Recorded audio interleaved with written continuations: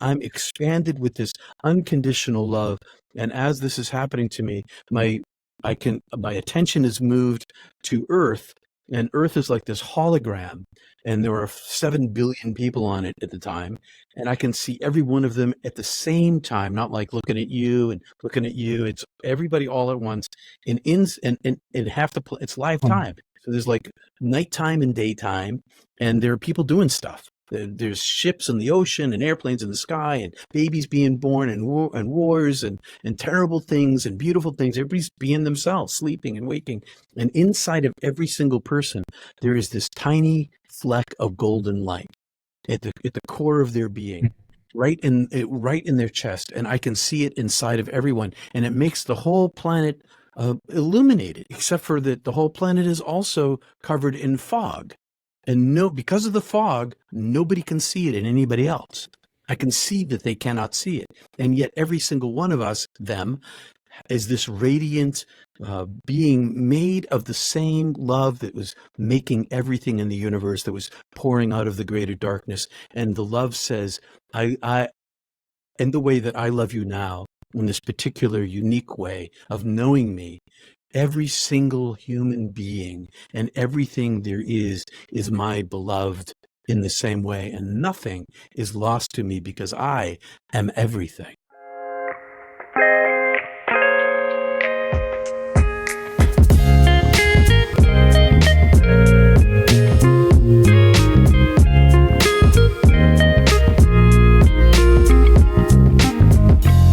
Welcome to a Broaderlands podcast. The opinions expressed on Broaderlands podcast are those of the guest speakers and do not necessarily reflect the views of the host or Broaderlands podcast. Peter, welcome to Broaderlands podcast. It's an honor and a privilege. Thank you for coming on. Oh, Boo Boo, I'm really glad to be here. Thanks for having me. No, I'm really excited because, like I was telling you before I pressed play, you have all of the above that I'm into. So I really appreciate it. Mysticism, ET, UFO experiences, NDE, etc. I really appreciate it. I look forward to learning from you. So maybe you can start off with sharing a little bit about who you are and what you do, if you don't mind. These days, I run a YouTube channel and I do international counseling. My YouTube channel is named after me, which is kind of the thing that sometimes happens. And this channel is focused on, my channel is on the exploration of mysticism. I have a graduate degree from Yale where I studied mysticism and practiced through the years of my life as a minister, and then as my life as a TV person. And when my TV life ended, I started this channel. I do international counseling for people who've had mystical experiences, near-death experiences, deep spirituality, transformational experiences, suicidality. I've got 40 years of practice doing pastoral work. And what else? I teach Kriya Yoga. I teach meditation and Kriya Yoga too. And this week I'm sequestered, with the exception of happily being here with you, to finish writing the final work for the movie that my book has been optioned for 4 years ago. I've been working with these Hollywood producers to get this out the door, and I'm hopefully going to finish this week. And it's up to them to do what they do best. Yeah, thank you. Kriya Yoga, huh? Yogananda came to me early on I'm a in fan. my awakening, and I didn't know who this guy was until a little bit later, and come to realize it was Yogananda. So I have a lot of stories with Yogananda, who brought Kriya Yoga to America. You did. Yeah, that's pretty cool. Maybe share a little bit about your upbringing, if you don't mind, like how you were raised, where you're from, and then we'll get into your NDE experience because I'm excited. Well, we were chatting before about early life mystical experiences. I was born a mystic. I had my first experience when I was 5 years old, but I was also raised Roman Catholic and Greek Orthodox at the same time, mom and dad, and the two churches were a block apart, and historically they'd been at war for 1,000 years, if not with up in arms, definitely theological accusations of "you're all going to hell." No, you are. And so, being raised in both churches, I ended up going to Catholic high school, a boys' school, jackets and ties, and kind of a jock academic school, and read a gospel a year because that's what we did. And when I encountered Jesus in the Bible after I died, it turns out he was an entirely different person than I was taught. It's like, how did he transform? Oh no, I did. I transformed and understood him in an entirely new way. It's interesting you say that because usually when I'm talking to like a friend or just someone about like the scriptures and stuff, I even told a pastor this a few times, a few different pastors, when we had some good discussions. You got to expand your consciousness to understand the deeper meanings of scripture or truth. And you can't just read it with the logical mind. You really got to tap into that heart of intuition and expand your consciousness to understand the deeper levels of scriptures. Yeah, because they were all struggling with the same thing every mystic has been struggling with in every culture around the world is it's unsayable. You can't, there's no language for this. And so they're all using metaphor, every one of them. And that's right over the head of most people who are much more concrete. And that's no offense to the people who don't get it. It's just that, and I can understand why they can't get it, because here's all these people all over the world talking mysticism and metaphor, and they're trying to say what can't be said. Well, how can you understand what can't be told to you? You can't. It's a problem. Yeah, didn't Rumi say silence is the language of God, everything else is a poor translation? Yes, I love that quote. I'm a Rumi devotee. I love that guy. I have. Let me show you this. That's awesome. All right. All right. So this is my current Rumi book with all the tags in it. Okay. This is like, That's awesome. right. Yeah. Yeah. I'm a fan. Anyway, that's kind Well, of fall off. I move that. no, Yeah. Go ahead. Sorry. Miser Eckhart said it best. Theologians may, argue basically, and the mystics will understand. And I think when you tap into that oneness of life or that universal consciousness, whatever you want to, kind of words you wanted to use, but all those labels fall in those false identities. That's been my experience. Yeah, for kind of sure. like that when Jesus said, "Blessed are the pure in heart, for they shall see God." All those labels of who I thought I was started to dissolve, and then I could see the divine in all beings, all creatures, everything, that That's what it's oneness at. of life. That's where it's at. Amen. And I'm a big fan of Meister Eckhart, by the way, and the greater darkness and the Godhead and all that stuff. I like to say about him, he had the good sense to die before they burned him as a heretic.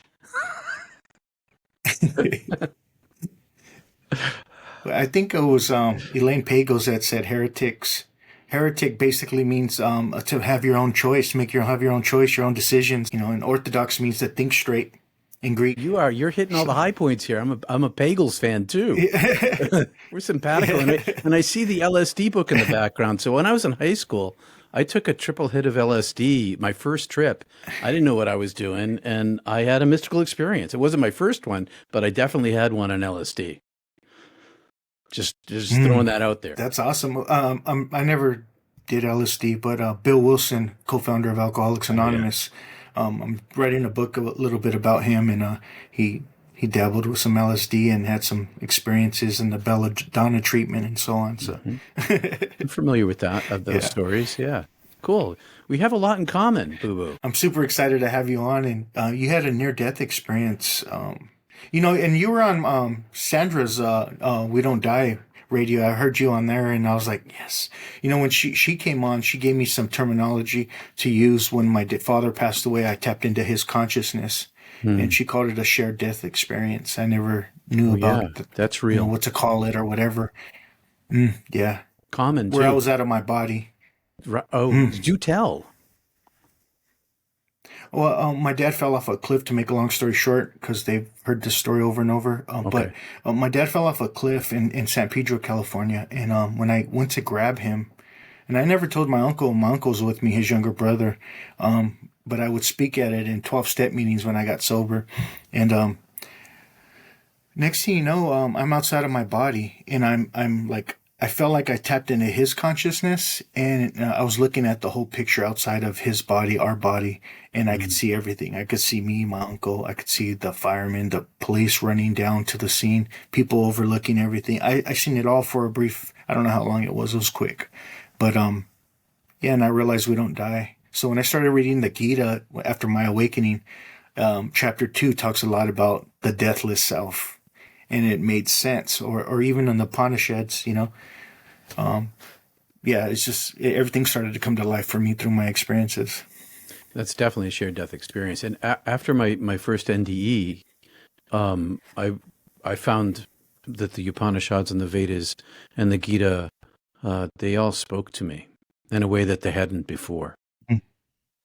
So you asked me though, I I took you found off a, track there for a sec. I've seen a lot of parts of what Eckhart and Miser Eckhart said in the Upanishads. It's Yeah, like almost dead on. They tapped into that universal consciousness, and I know he didn't read that. right. At least I don't think he did it, but they tapped into that same consciousness. So There's no record of him yeah, having that's pretty access to cool. those books, and they Mm. would have it would have been frowned upon. You know, yeah, there were books. There were books that were passed around secretly in the church, like the Cloud of Unknowing, that were frowned upon, that were deeply mystical. So if the Upanishads showed up, they probably would have had a book burning party. Um, Kind of like Thomas Merton in modern times. hmm. He was kind of doing the no thing for a while. Yes, he was. Sometimes I question his death. I question his death sometimes. Yeah, there were stories. Maybe that's not. I remember those Yeah. stories that were told about that particular time. I was deep in all that Mm. stuff too, and as a result of my so before I died, I had this mystical life, and I had these other mystically transformative experiences. And then when I died, I had been an English major as an undergrad studying the transcendentalists from New England, which is where I'm Mm. from, and the Romantics, and I could see in their work the influence of the East. So after I died, I started looking around for other books other than the Bible, and I came up with the autobiography of a yogi, the Yoga Sutras, the Upanishads, the Vedas, Rumi, and it was in these texts that allowed me to step deeper inside myself to find tools, these initial texts, to find tools and language with which to dig my way back to heaven and also conceptualize what had happened to me. I'm not alone. Look at this poem right here. Look at this passage from the Upanishads over here. These are speaking to my soul.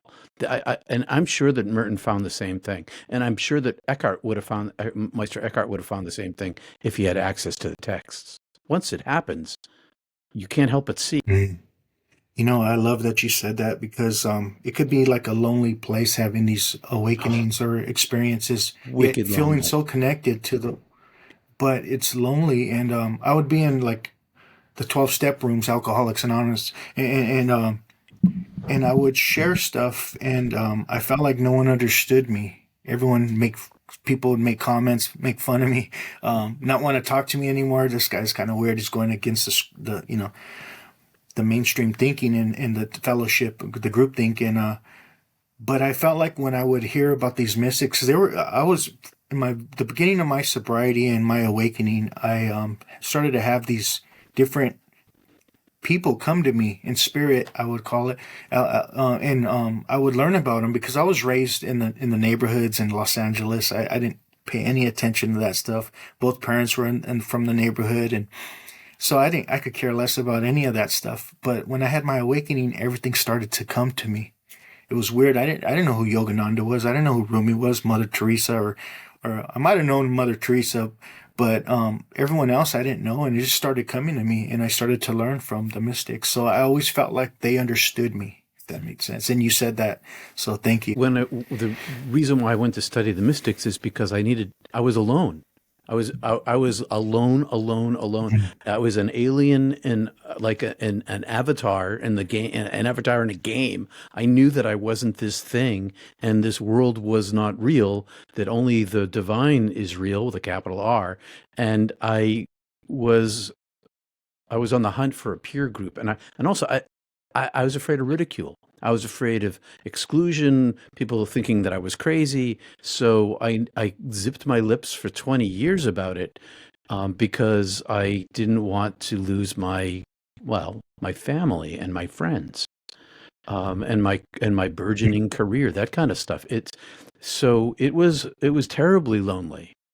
And although I found the mystics to be my peer group, they didn't come up and give me a hug. They were all dead.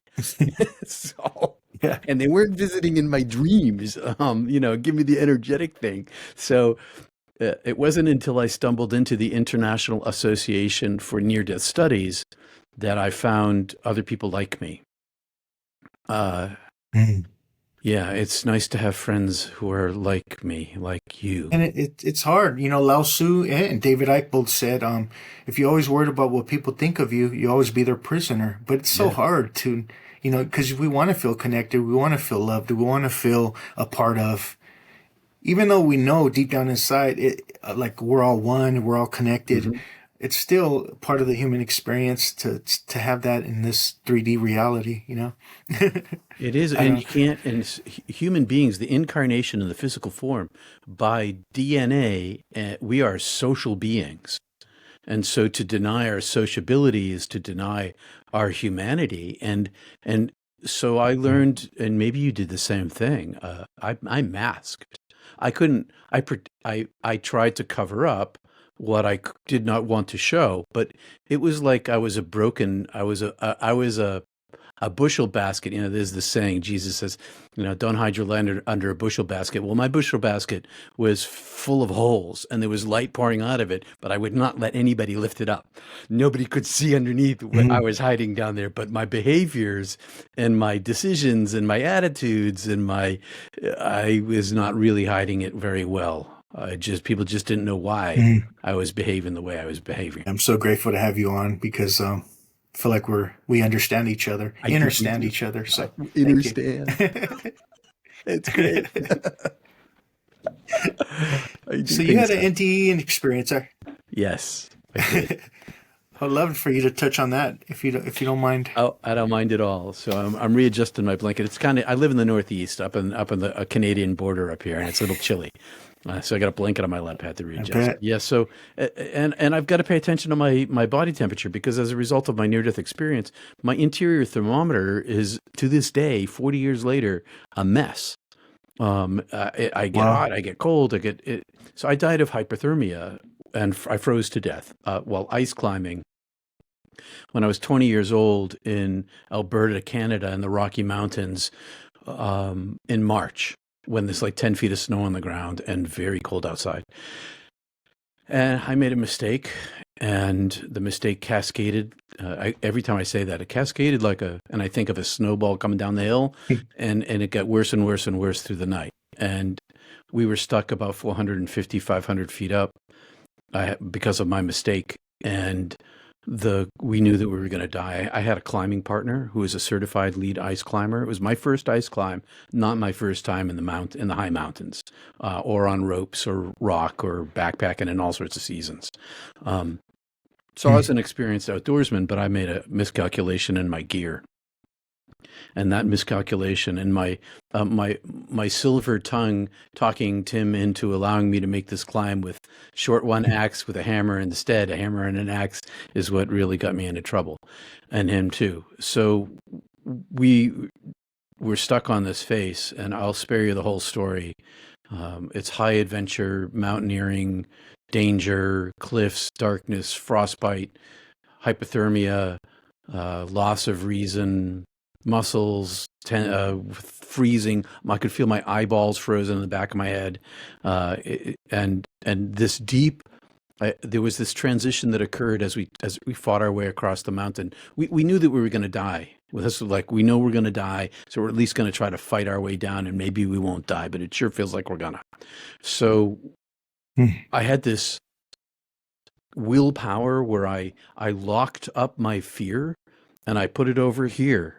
And Tim did the same thing. We locked down our fear and we with our mental drive kept going forward through the night with sheer cliff next to us, trying to make these difficult in the dark traverses and well, it wasn't quite black dark. It was dark, but it wasn't. We could still see because of the starlight. In any case, there was this point at which my animal brain kicked on. It was like I'd been driving myself all through the night, being very careful with every action, knowing of losing my reason and my ability to make good decisions. And then there was this switch where I felt like I was animal in survival mode. And I was no longer holding my terror, my at bay, and I was no longer willfully driving my mind and body forward. There was this much deeper, much earlier hominid, maybe pre-hominid, uh, genetic disposition for survivability of my body. It was like my body, my brain wants to survive, and that's what drove me for the last few hours. And as a result of this night, I still have a lot of willpower. I have a ton of willpower because I kept digging down and Mm. digging down and digging down. So by the time we reached this last rappel, oh, long story short, gone through all the processes of hypothermia, began to fall asleep. The rope was stuck. I couldn't get the rope free. We couldn't go up and we couldn't go down. I unzipped my coat at one point because I felt like I got hot because where the temperature thing gets involved, and which is crazy because as soon as you unzip your coat, you let out all your heat, you let the cold in. And it was around that point I decided that I was not going to get out of the situation. And so I surrendered. And when I surrendered, all of my drive went away and this peace settled on me, this acceptance, this surrender and acceptance. So I became much calmer. I had touched heaven before in my childhood. It wasn't alien to me. I was still terrified of dying. I hadn't died in this life before, so it was pretty. I had a lot of terror around that. But when I surrendered, this peace settled on me, and I started thinking about God. I started thinking about my mom and my dad. My sister had vanished when I was a kid, and that caused lots of trouble in the family, emotional and psychologically. And but there was nothing I could do about it, and they were going to lose another kid. And then I fell asleep Mm. this last time, and I stood back up again. And when I stood back up again, I had tunnel vision, and this tunnel vision collapsed very rapidly. And as it collapsed, I started thinking about how I must be falling asleep again. But this is really weird. I'd never seen anything like this. And it collapsed and went to black. And as it went to black, I was still thinking, this is strange. I must be falling asleep. But instead of falling asleep when it went to black, I awoke. So it goes to black, and I awake. And I'm awake, and I'm sort of outside the front of my body, and the mountain is gone. And I think I should have fallen and smacked onto the rock. Oh, I should say that I was strapped into the mountain at this point. We were at the top of the bottom rappel, and there were harnesses. We had harnesses on. There were straps preset in the mountain so that we were clipped into the mountain itself for the first time all night. So when I say fall, I mean fall connected to the mountain, not fall off the cliff. Mm. So I thought to myself, I must have fallen and stayed on this ledge that I was on, and I didn't understand what was going on, and I felt like I was in front of my body, and I was confused, not scared, and in front of my body, what I thought was my body, there was this deep darkness that appeared, and this deep darkness was velvety and somehow also a little illuminated because almost instantaneously, way far in the distance, this single star appeared. And this star was bright white. And as it appeared, it began to traverse this vast distance in an instant, like whoosh. And as it came to me, it filled my Mm. vision up and it communicated to me telepathically without language. And it's not like I'm telling you this in a sentence with words having meanings coming as sound, and the words are connected to concepts that. So word language structure is that every word that we have is a comparative to another word, so that its meaning is always balanced between a series of words. None of that existed. There weren't even any conceptualizations. There was just instant knowledge, and the knowledge that I was given was, "You're coming with me." And this entity had rushed across at me, and I said, "I'm not going anywhere. I don't know what's going on." And it just took me. And as it took me, it carried Mm. me inside itself back up the way that it had come. And that the silver cord people may have talked about. I don't know if you're familiar with that connection. So all my Mhm. life as a child and my mystical experiences, Yeah. I always was connected to my body, but this time it was severed, like with shears. And I was inside of this orb of consciousness, being carried, being spoken to, but the speaking to was about comfort, immense comfort, meta comfort, Mm. and meta intelligence, and meta power. And this entity that I was in was somehow a reduction of a much larger, the infinite, who I also knew was present and was somehow speaking to me through this smaller, more condensed, angelic being, which was much bigger than me, carrying me, and Mm. much more powerful than me, and speaking comfort. And inside of it, I was shaped like a human, but I was not made of molecules. Metaphor. This is all metaphor. Mm. Everything I'm saying is a metaphor. And I was made of light. I was made of. I was a light being, and I could see my light being. Um, and I could see through this bigger light being that I was inside of, this angelic orb, and I had a second perspective, and I was an eyeball outside of myself, watching me inside the angelic being being carried up the trajectory, back up the trajectory that we had come down. It had come down without me, Mm. and I could see this inside myself, inside the angelic being. But when I looked, I couldn't see the eye. I could see the eye inside myself, but I couldn't see the eye from outside myself. So I had these bilocation and Mm. two perspectives simultaneously. And I I was like an eye of God. And so I get seeing myself like somehow also entangled. So this angelic Wow. being seemed to be entangled with the infinite, and I was somehow entangled with the infinite as well. So it carries me back up this direction, and we get to this edge where it had first appeared, and it maybe opened itself up, or I popped out of it. I there are parts of my NDE, because my brain is so small, that I'm still ruminating over. Not, well, ruminating is the wrong word, but contemplating. That's the word I want. I'm still contemplating them, and so Mm. I get popped out into this much vaster illuminated darkness, and it's the size of our universe, metaphorically. It's and it is alive. It's alive, and it's pitch dark, but it's also like the darkness has its own light, and I can see in every direction all at once, and I can see this deeper darkness that Meister Eckhart talks about. He talks about this greater darkness out of which the Godhead, out of which the divine emanates. This thing that is infinite and beyond capacity of conceptualization. So that I couldn't see into, but I knew that it was the divine, and I knew that this vast space I was in was also the divine, and I knew myself. I knew I was now this Mm. much inflated um, orb of consciousness where my I have no molecules at all. I'm not a human being, and I can think, and I know myself, and I can move with thought, and I have touch and sight, and all of these things are one thing. They're not, finger over here, nose over there. They're all one thing. I am one entity. And I know myself as my original self, as my true self. And I understand that I had never actually really been a human being. I had inhabited a human being, but not really been one. I'd always been this. This is my true self. And so I had this high level of contentment.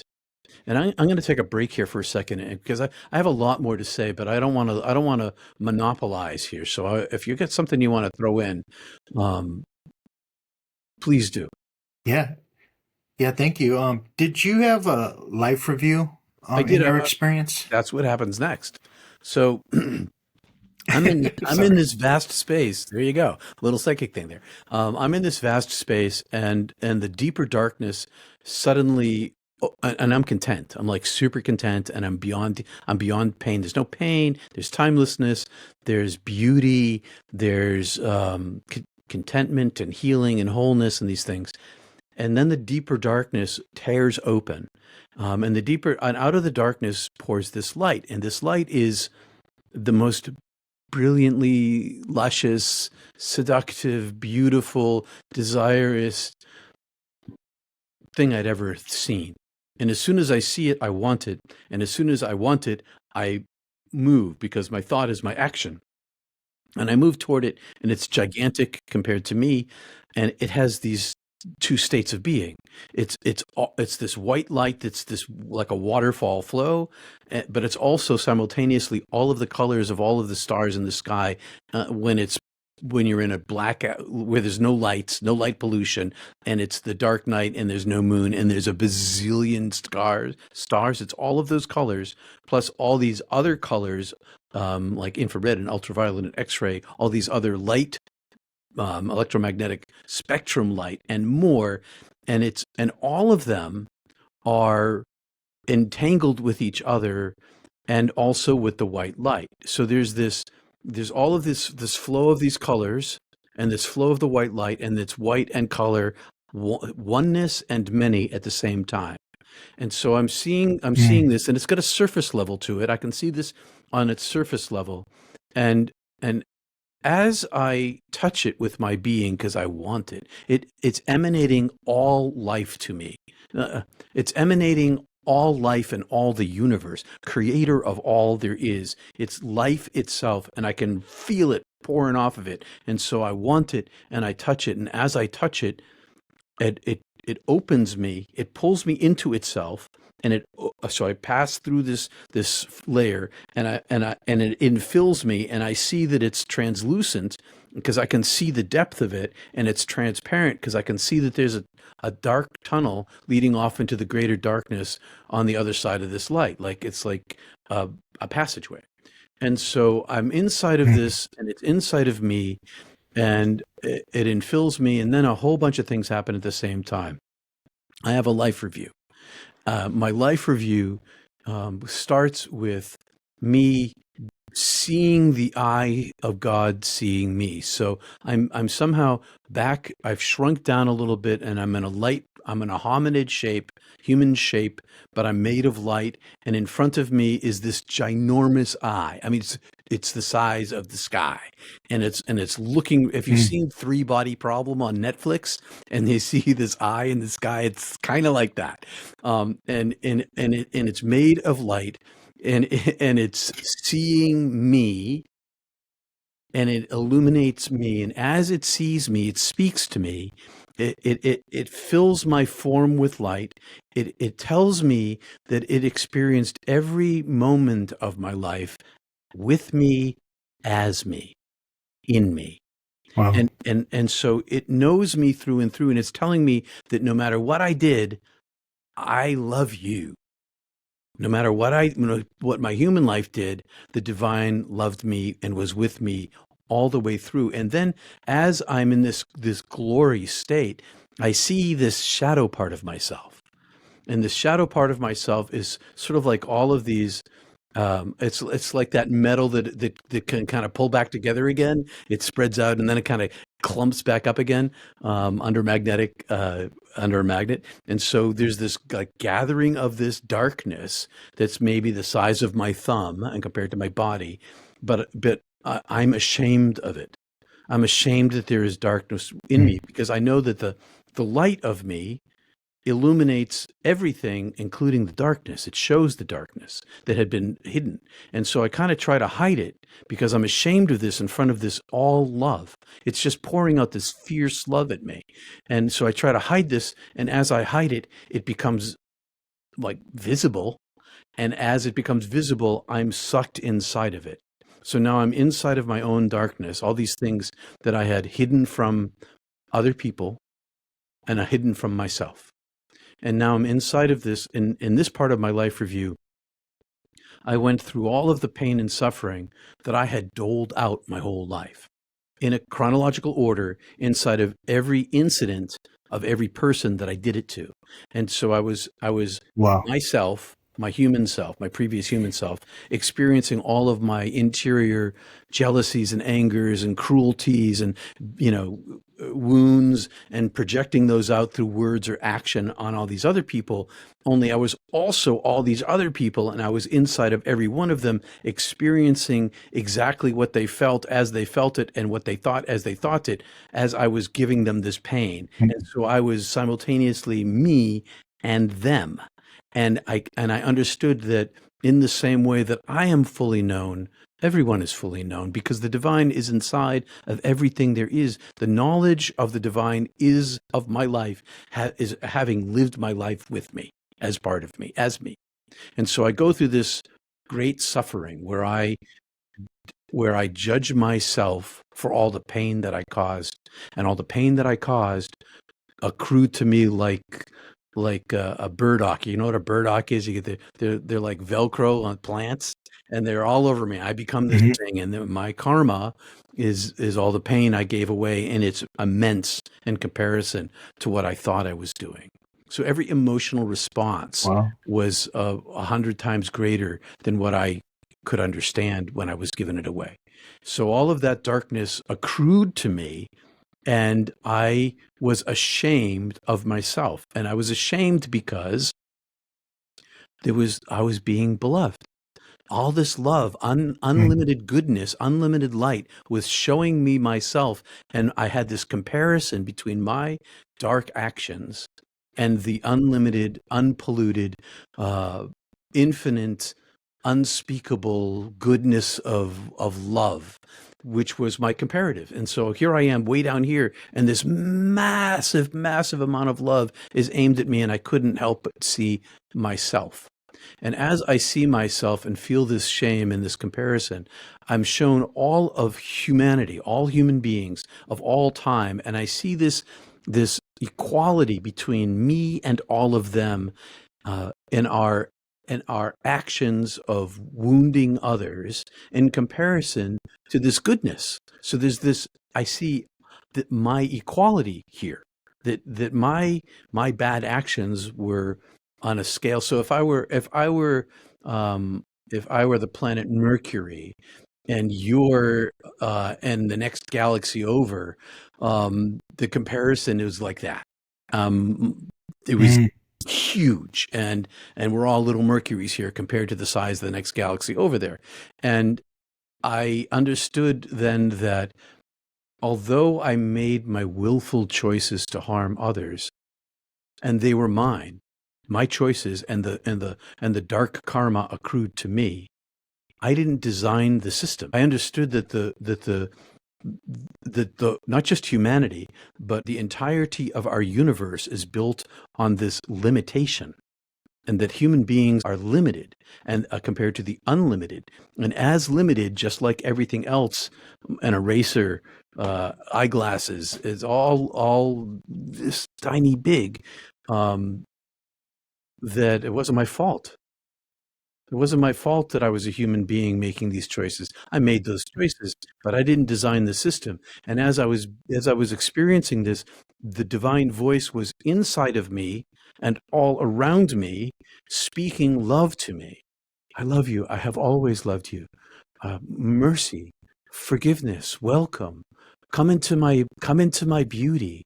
All this outpouring of love, like the size and the power of a huge tidal wave, like the asteroid hits the Atlantic Ocean, and there's this 300-foot tidal wave, but it's all made of love, irresistible, unstoppable love just came and washed inside of me once I turned to it. I turned to it because by Wow. listening to it, by hearing the love spoken to me, by through the lens of all the love that all these people that I heard had for me. So it wasn't just that I hurt these people; they were all people in my life who I loved, and they loved me, and all of the love that we had shared was sort of the lens through which, or the headphone through which I could hear the voice speaking to me, to the ear of my heart. And as I listened, all of my suffering fell away. All of the bad Mm. karma fell away. All the sins that I had committed in Catholic language fell away, and I was fully healed and fully known and fully blessed and fully in this state of glory, paradise, bliss, knowledge, understanding, peace, beauty, light, joy, adoration, all these things infilled me and inflated me. And as I inflated, I became ginormous with the amount of love that was being poured into me. And I got to this point at which I was almost fully filled when I had an experience within this experience. And I became a single photon, a high energy photon, and in front of me was a field of photons, and they were all entangled with Mm. each other. And this field was infinitely deep and infinitely tall and infinitely down and sides. And I was outside of it in this darkness, this greater darkness, this illuminated darkness. But there was like a cable connecting me to all of them. I'm entangled with all of these photons, and I am one of them. I am made like of the same light, but I'm also somehow outside of it. And so I have this experience of union where I know that I am the divine light itself, and not the fullness of it, but somehow entangled with all of it, and also simultaneously somehow outside of it. And when I'm in this state, I see this I have this experience of hearing my soul being called into being. And so my soul is my I have this lower self, and this lower self below this higher self, which was also called into being. It's as it's separated, there's this soul part of myself that comes out of the darkness like a long, long tunnel, or like a long, Mm. long tube or a pipe. And there's this experience of this period of time where it's just the soul self, and I can hear my name being called, but it's not Peter. It's the soul essence of my being called into existence in eons and eons and eons ago, but also continually and always in the now. And so then I Wow. see this, and then inside of this, suddenly I see all of this multitude of lives. And all of this multitude of lives, there's a chronology to it. There's a timeline to it. So it's sort of like my soul self kind of comes out of the eternal darkness and then kind of bends down. And then there's all these lives inside of this, like little tiny worlds, like marbles, like little tiny marbles. And each one of these marbles is on like a kebab spear. And so it sort of sticks into all these little worlds. That's weird. They're inside the soul self, but they're also outside my soul self. So they're in me Mm. because I'm in them, and they're outside me because they're in time space. And I'm alive in all of them. So there's all of these lives in this chronology of time in which I died in them. I'm also alive in all of them. And so I'm very curious, and I can see the last life I had as Peter, and that's in the line too. But there's all these many lives in between from the beginning life, and I want to Wow. look inside, and so I'm swept down inside two lives, and I go inside this first life. I'm not like choosing this. I was saying something like, "Oh, that's really fascinating. I wonder what it's like to peek inside." And in an instant, I'm brought down inside, and I'm in this life. I kind of pop into this guy, and I know that I'm inside this person. And I can see my hands, I can see my feet. I've got sandals on. I got hairy legs. I got a little like a cloth across my knees. I look at my arms. I see palm trees and a dusty, dirty road. It's pretty wide. There's a lot of people on this road. It's a long time ago.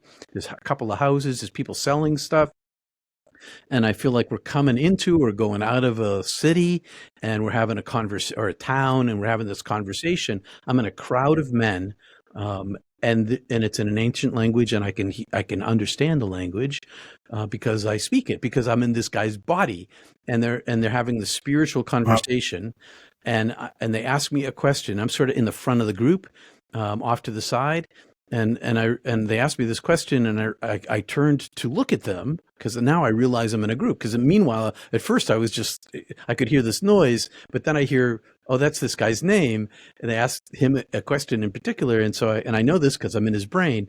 And so I turn to look, and I see all these bearded guys with dark hair and olive skin, and dressed in ancient clothes, and they're having this conversation. They ask me this question, and I begin to answer, and I'm pulled out.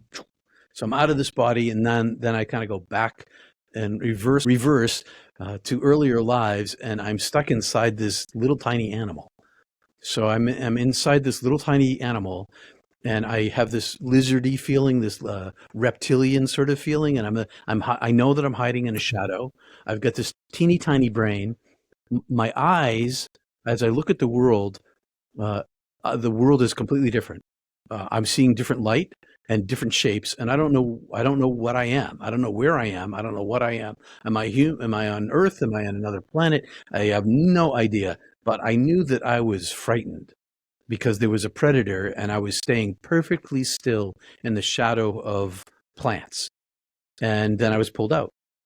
So I'm pulled out again, Um, and I'm up to this, I'm back to this inflated self, and I'm to this place in this inflated self where I feel like one more. I'm in a state of deep communion. I'm in awe, in glory, in adoration. In love, with love. All there is, all I want is that this light is pouring into me. I lack nothing.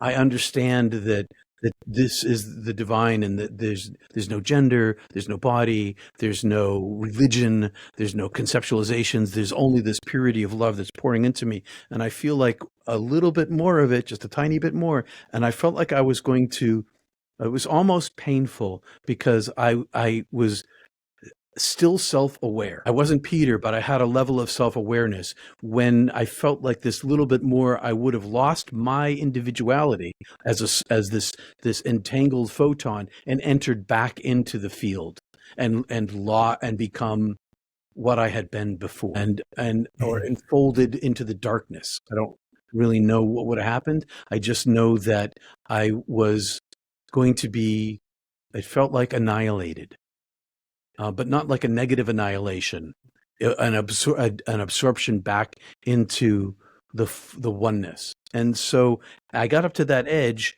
and then I was collapsed again. Whoosh. So I'm collapsed down again, and I have this memory of my family. And I can think about my mom and my dad, and how they were going to lose me. And I said to the divine, am I dead? And the voice, well, I can't see God. Okay. There's no, everything there is, I'm in this greater darkness that's illuminated, and everything's speaking, and it's speaking inside of me. And it says to me, yeah, you're dead. And it's time to come home. And I say, well, what about my folks? And I say that, and I'm swept across this universe sized void, darkness, illuminated darkness, to this edge where my consciousness is poked out through this edge into our universe. And so 99.999% of me is still in heaven, but there's my awareness part of me is in our universe, kind of sticking out through this energetic field where energy becomes matter. And I can see our entire universe. And the universe is massive, and I'm in a massive space of darkness, but I can see all of these in between galaxies, but I can see a quadrillion galaxies and individual stars. And my attention is like a big, I don't have a head, but as if my head was turned, and I was shown back to the origin of the universe in the now. And so there's the deeper darkness again, and out of the deeper darkness that I can't see, and I know is the divine being itself, it's infinity, and I know this, and it's pouring out light from it. So the darkness is creating this light that's pouring like a river flow, like a huge force of water, of light, and this light becomes woven into our universe always. So I'm in this experience of mm, the now and the beginning of the universe, and I can see that the light has been layered over with matter and energy to create everything there is, all these galaxies, all of this life, all these planets in our universe, all are woven inside with this light net. And this mm. divine being, this darkness is kicking out all these other universes. So it's not, I'm in this one, but I can see all these other universes being thrown out of this darkness, one after the other. And all of that, all of these universes, the infinite divine, the light that's flowing out of it, the entire universe I'm inside of, the heaven that I'm still inside of, all of this is becomes love.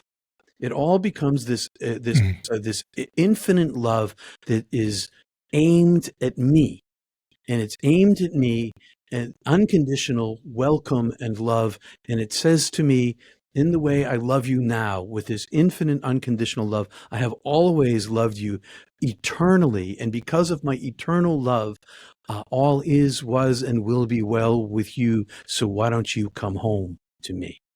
And as this is being, I'm expanded with this unconditional love.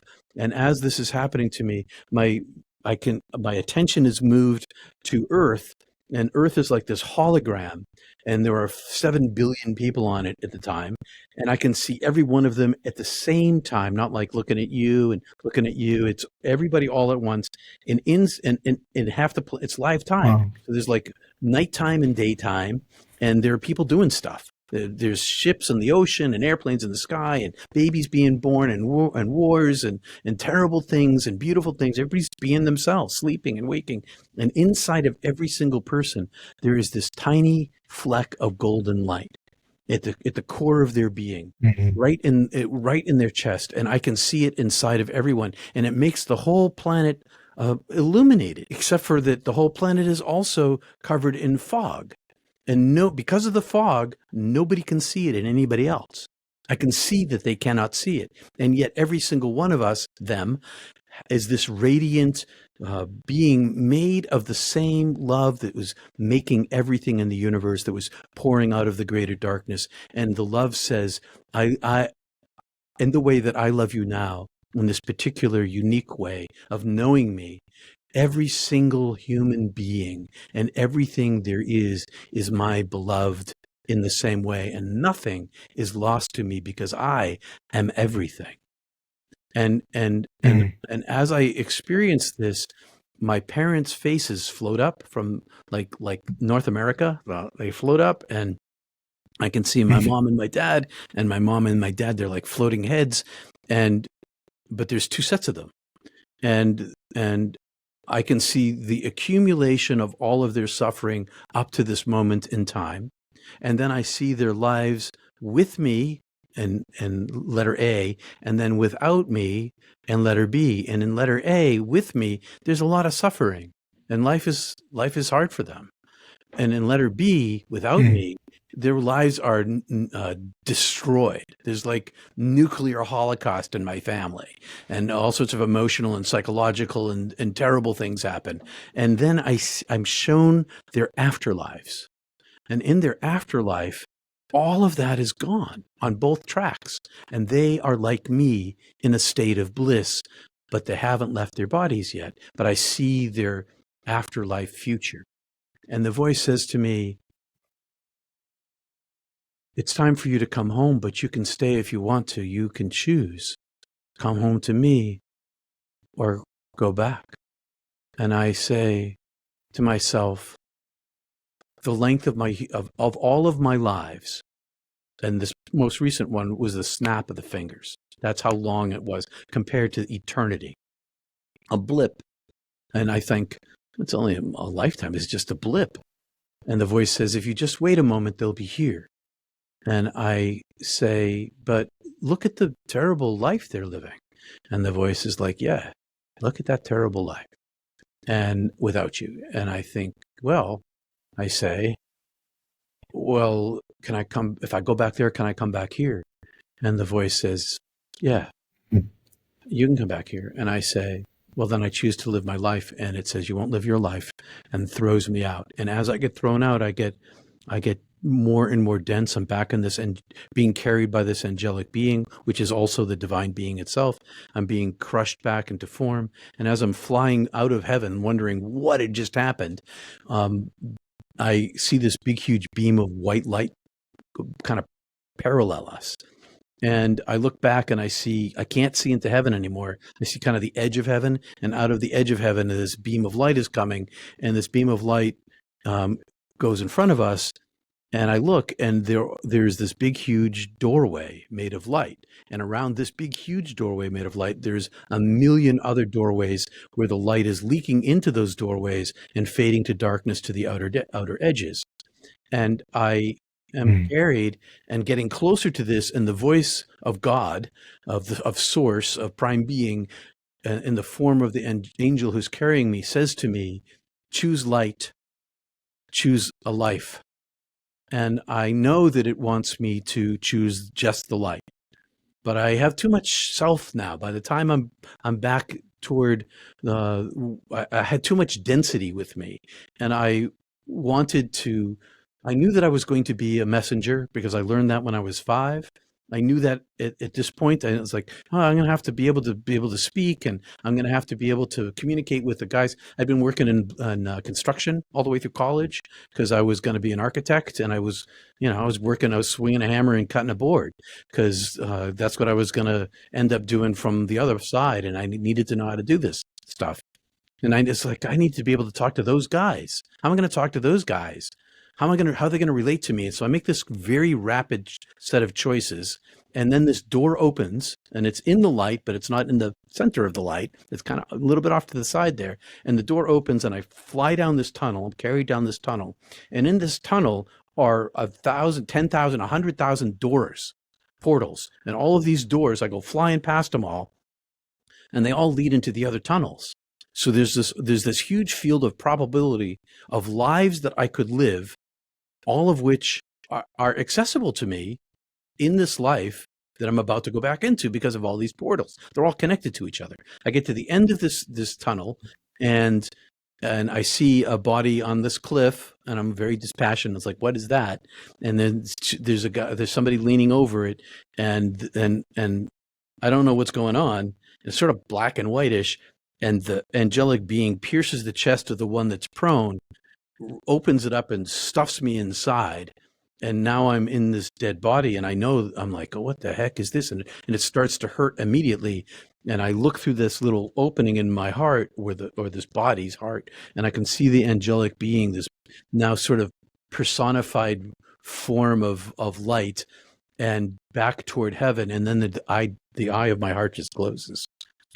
And then the brain starts to come on, and I'm trapped inside this thing. It feels like a sarcophagus. It feels like I'm being stabbed with needles all over me because I'm stuck inside this mortal form, and I don't know what's going on, and I don't know where I am. And I feel the brain come back online, which is this weird feeling of this sort of old AM radio tube device warming up, and then I start to hear sound, and it's screaming, and I don't understand what screaming is, and I hear a voice, and I don't understand, but I can hear it, and I open my eyes, and as I open my eyes, I hear, "Don't die, don't die, don't die, don't die," and then it's him, and I'm looking right at him. He's like this far from me, and he's got me by the collar, and he's shaking, and he's crying and screaming, and then he's like, "You're not dead, you're not dead. I thought you were dead. If you're gonna die, I'm gonna die," and he's crying, and he pulls me up, and he had been totally level-headed for the entire 10-day trip we were out there. We had spent 8 previous days back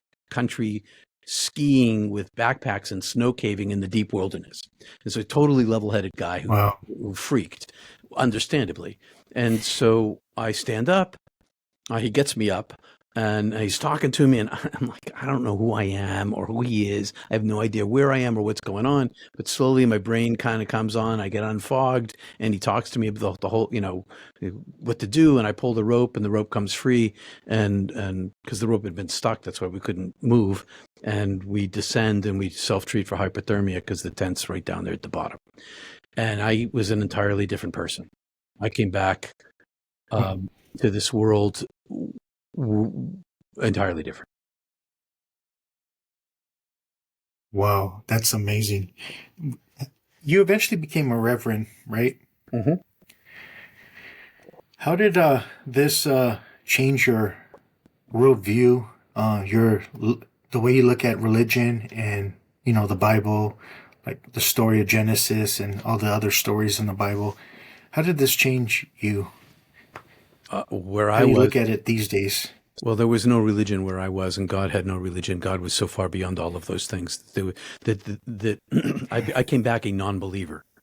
at all. Zero, zippo. Mm. Don't believe in anything religious. I am not, to this day, I worked in religion for my entire career, but I am not a religious person. Ask anybody who knew me when I was a minister. My behavior, some of my friends called me the irreverend.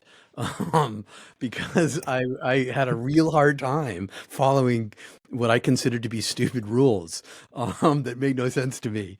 And Jesus, like I mentioned a little while ago, Jesus turns out to be just like me. He's like a near-death experiencer. He's and Ezekiel and Isaiah and all these prophet people I could relate to, but I didn't believe in any of the stories.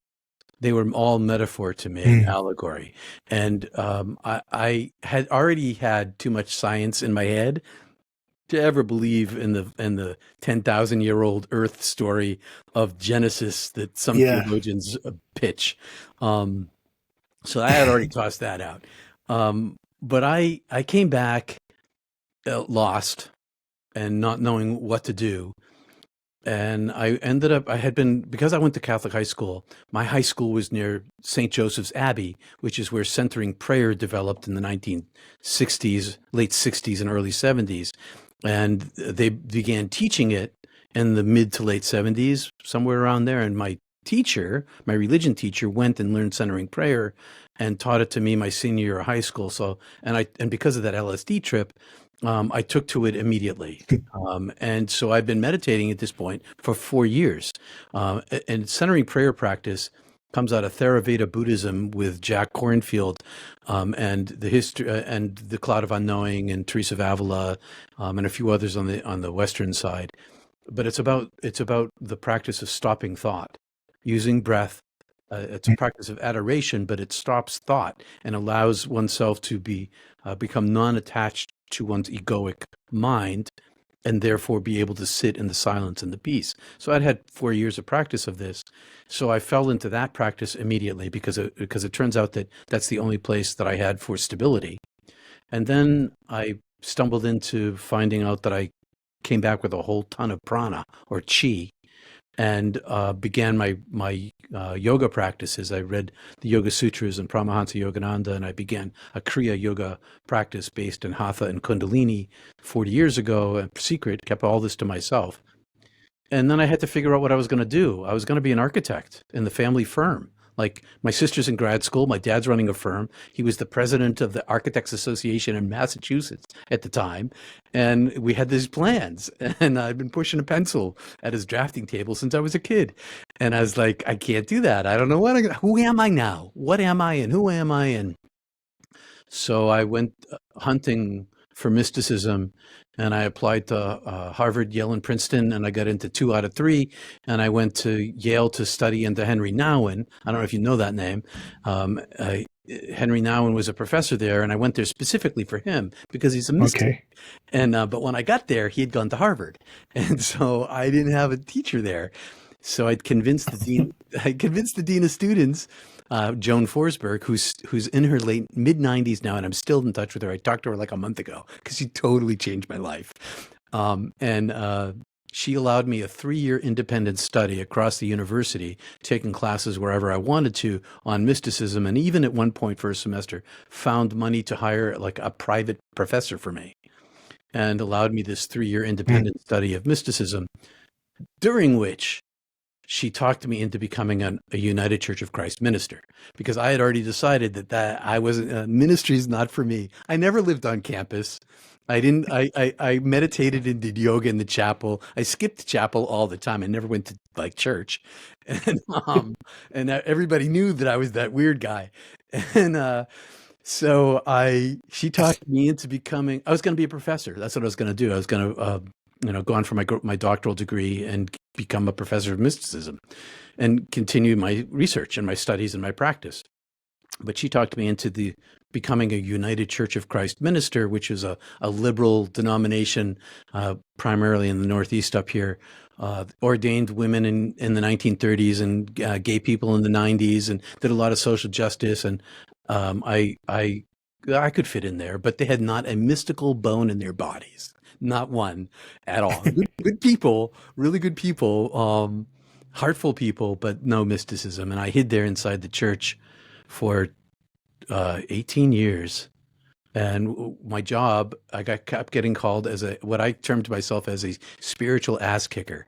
I got called to these broken churches where I had to in one of them there was this huge double decade twice over embezzlement going on under the mask of uh, really good white rich people in a resort town, and there was all of this turmoil inside of this church, and my job was to help straighten it out, which is what I did, and I became a minister. And this is the reason why I did it. I got married. I was gonna have kids. We got pregnant, and I needed a job, and I needed to be able to continue my secret independent study of mysticism and my Kriya yoga and meditation practices. And so I I did Mhm. that. And this allowed me to do that because no one was going to question why is the minister praying, meditating? Why is the minister reading all these ancient books? Well, he's the minister. So it was the perfect cover for me. I did a lot of social work in the church. I helped a lot of people. Had a sugar daddy for a while who dropped $10,000 in an account for me to give to the poorest of the poor, and worked a lot in domestic violence and all sorts of violence I was in the middle of, and wounds. And so I found that Jesus's perspective on the suffering servant, which is a biblical allusion, was sort of what I was living.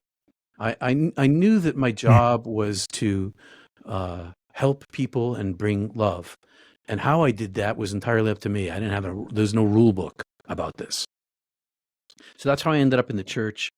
Uh, at the end of this huge embezzlement, which lasted the 9 of the 11 years that I was there, after we finally caught the woman, who I have long since forgiven, and caught the team that was hiding her because they were also suspected embezzlers from a previous embezzlement. And we're talking a CIA spy, an attorney who's in prison now for embezzlement, a vice president of an oil company, and a international commodities broker. All right, and Mm. it was terrible. It was terrible, terrible, terrible. They turned on me and tried to destroy me. And but at the end, once this was all over, one Sunday morning, one of the deacons said to me, "You must have had a lot of faith to put to go through what we put you through." And I thought, no, maybe I think today's the day I tell him I don't have any faith at all. I'm not a believer. And the reason why I was able to do what I did is because I'm a near-death experiencer, and I decided that I had enough of silence. And so from the pulpit, I told my story for the first time to a pin-drop silent house. And I helped them understand that the way that I was able to endure all the pain that they put me and my family through, was very public, even statewide news, was because I never worked for them. I only work for the light, and Mm. my strength never come. My strength doesn't come from the outside. It doesn't come from books. It doesn't come from ideas. It comes from the divine, the energy itself. And one of the things I learned in Kriya Yoga in my long practice is that the energy itself is the goal.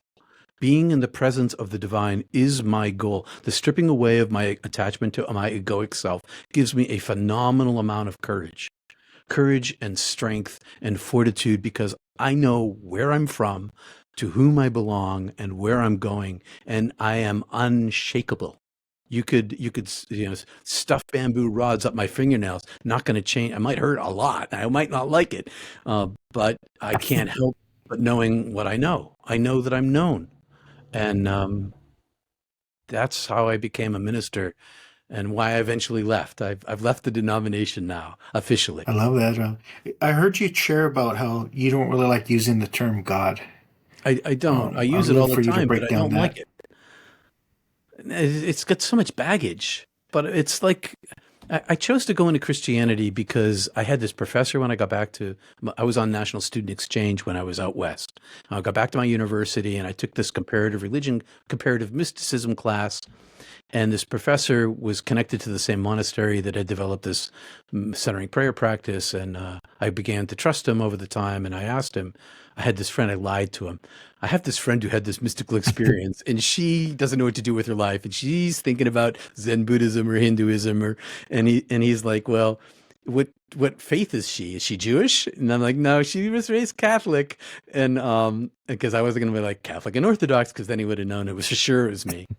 And I'm like, no, I was raised Catholic, and he says, if she's smart, she'll learn that all the major religions begin with mystical experiences, and the mystical experiences are woven inside of all of them. And if she stays in her own cultural context, it'll be easier for her to progress on her path and also to remain hidden in plain sight. And so that's why I chose Christianity instead of, say, Hinduism or some more overt form. I continued to practice my Kriya yoga and my Hatha yoga at the time, going through all these different kind of yogas in my life. But Kriya has remained consistent. I lost my track there. I don't even remember what you asked me. I went on this spew. About the God word, how you don't like The using God it. word. Oh, I yes. All think it's right. been misused and misunderstood So I down the chose to use ages. the God word. Thank you for bringing me back. I chose to use the God word because of my cultural context. But the word God, it's the history of patriarchy is attached to the word God. And when I say patriarchy, I mean oppression, repression, slavery, wars, torture, you name it. It's attached to this word. And I Hmm. don't really like that word a whole lot because people have all these preconceptions about what it means. I prefer, in the Judeo-Christian tradition, I prefer the hovye vovye, the breathable, unspeakable name of God that we translate as Yahweh, or which a lot of my Jewish friends call the name, or the hovye hovye, the unpronounceable word. I prefer that in this tradition because it has less baggage. You bring up God in a conversation, and half the women in the room, rightly so, say, that patriarchal oppressor of my life, I don't want anything to do with that. I'd rather talk to the goddess. And but my cultural context was God. So I prefer, my most preferred, I have four preferred words: love, light, ineffable, and my beloved. And beloved, it's my I have this unrequited love affair going on since the moment I came back. The soul, I pine and with loneliness for the one that I know that I am, and the one that I know who loves me eternally, and it has no name on the other side. There's no language there. There's only beingness. Love it. No. I want to ask you one more question, if you don't mind. That's fine, brother. What's the purpose of suffering? Uh, well, everybody wants to know why somebody dies young in the car wreck or the child gets leukemia. What's the purpose of that? I didn't find any purpose in that other than there's an effect of it. There are effects. There's two parts to this. Suffering can either make a person miserable, or it can crack a person open to the divine. And I prefer the latter myself, because in great suffering, one's attachment to one's egoic self is either shattered or reinforced. And it's a matter of choice. And I choose to detach myself from it. I don't bypass my suffering. I don't do spiritual bypassing on my suffering. I become non-attached to what actually is my suffering. So it still hurts. You can still push my buttons. You can still, if you cut me, do I not bleed? I don't. I totally bleed. But my bleeding leads to my detachment from my own suffering, which leads me into the presence of the divine. That's one thing. The other thing is, and I love to quote this a lot. It's a rabbinic question, and the question is, what is the one thing that the unlimited, with a capital U, the unlimited cannot have? And that, I'm sure you know, is limitation. And so my experience on the other side is that the divine went through all of my suffering with me and loved me nonetheless, because love loves to love love, and I am made of love, and I am beloved even in the midst of my suffering. And in the midst of my suffering, the divine experiences not just my life and your life and all the lives of the 8 billion people on earth, but the Gia monster and the chickadee, the whale and the eagle, and off our planet. This is a very, very, very vast universe, and all of it is made with this level of brokenness that we can see through our telescopes. We can see at the center of our own galaxy, there's a supermassive black hole that's sucking down star systems, eating them up. Mm. Everything gets eaten here, whether you're a galaxy or you're a human being that gets a disease. Everything eats something else, and limitation is the baseline structure of the universe compared to unlimitedness. And people are like, well, why does it have to be limited? Because if it wasn't limited, it wouldn't be here. It would be heaven, and heaven is unlimited, so it's a different plane of existence. So I still grieve. I grieved for my sister when she died. I grieved for my dad when he died. I'm not immune to these things, but I use my practices to help me become non-attached to my very self. And I'll give an example of that. Is in that there are easy techniques in meditation where if you have a chronic pain, say you've got a chronic pain in your hip, and you've got a chronic pain there or in your fingertip, and when you think of it, it gets worse because now I'm thinking of it now I can feel it. Instead of running away from that pain, sit in a meditative posture, take your breath in your mind, and drive your mind with your breath into that pain. Bring your mind to the fullness of that pain. And when your mind is in the fullness of that pain, with only your attention there, what you'll discover is that there's a level that you can rise above that pain. The pain's still there, but you don't feel it anymore. And this thing right here, it's not hard to learn. And it's great to have in your back pocket. There's a level at which it doesn't work. Okay. That's for sure. You get so much pain, you can't even think. You have to be able to have enough thought to be able to do this. But there's this capacity inside the human mind to rise above one's own attachment to one's suffering. And in that, as an example, and in that space of emptiness and silence, that's where the divine is, where the now, the eternal now is, the way, as Lao Tzu called it. Yeah, thank you. I really appreciate it. How do we find you? Maybe share briefly about your books and any links you'd like to share with us. Sure. Thank you for asking. I'm at peterpanagore.love. I provide counseling services for people who've had mystical experiences.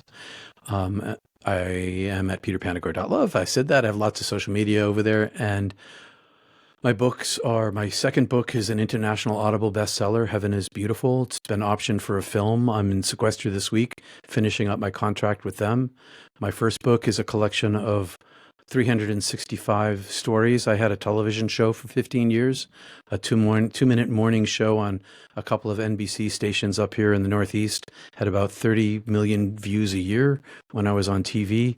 I wrote original pieces all about love, and they're devotional, and I was on just before the weather every single morning.